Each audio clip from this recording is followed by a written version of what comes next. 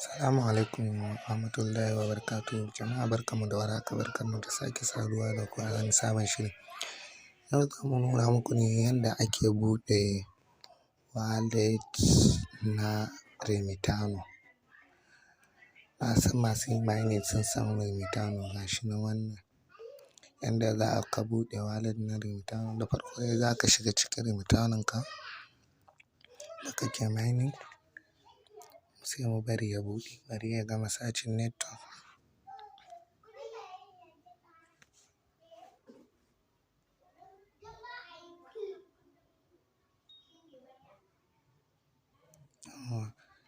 Sai mu taɓa nan wajen da aka sa mai ɗigo-ɗigo uku discover wannan, kana taɓawa. Ga shi nan a farko ya nuna maka forum, sai ka taɓa wajen forum wannan.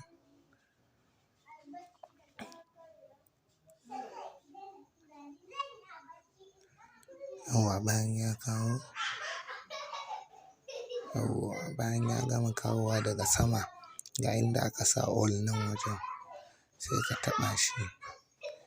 In ya kawo ma sai ka zo ka taɓa announcement ɗin nan, announcement. Bayan ka taɓa ya buɗe ma, sai ka ja ka zo.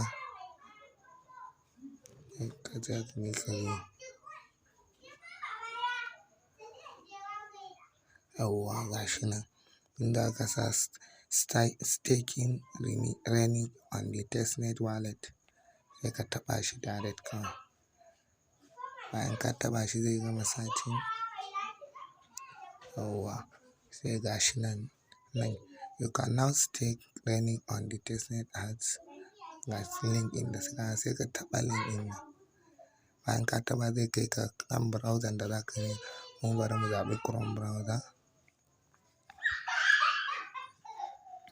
Bayan yana searching bari ya gama.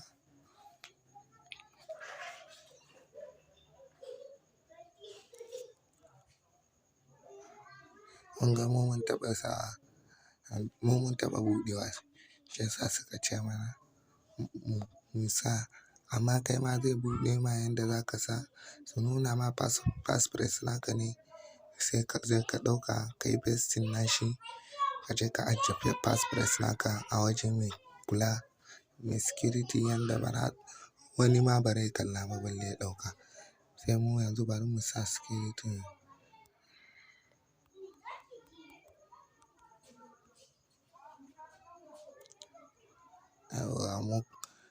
Kun ga ya shigo da mu yanzu cikin wallet testnet namu. Kun ga wajen total balance namu 0 ne. Wannan ga na testnet kuma muna da 20 remit. Sai ka zo ka taɓa nan wajen arrow da yayi ƙasan nan. An ka taɓa request airdrop ɗin nan za ka taɓa. Sai bayan kaga yanzu an baka airdrop, ka jira nan da second 30 za su ƙara ma. Kun ga sun ƙara mana ya zama 40. To a haka za ka buɗe wallet na remitano. Jama'a a ji a hanzarta. Kuma nan shine inda in za ka tura wa mutum ya baka wallet address nashi, ka sa amount sai ka tura mai. Nan kuma jama'a mun gode sake haɗuwa da ku a wani sabon shiri na gaba. Don Allah kar ku manta ku danna mana subscribe, sannan ku danna ƙararrawa domin samun bidiyon mu a kan lokaci. Mun gode.